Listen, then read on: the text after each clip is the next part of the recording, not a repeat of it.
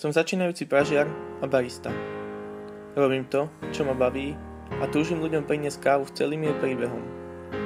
Milujem ten čas, keď kávu pražím a predstavujem si, ako bude chutiť zákazníkovi. Vkladám do nej svoj rukopis, vášeň a môjim cieľom je, aby vyvolala neopakovateľný zážitok. Káva je pre mňa poézia v šálke. Inšpiruje, zlepšuje deň, spája. Káva ma spája s mnohými ľuďmi a vždy viem, že máme minimálne jedno spoločné. Lásku k nej. A na začiatku aj toto málo stačí k písaniu nezabudnutelných príbehov. Príď sa aj ty inšpirovať k objavovaniu chutí, ktoré sa v káve skrývajú. Káva je ovocie a preto nemá chutiť iba horko. Stan sa súčasťou jej príbehu.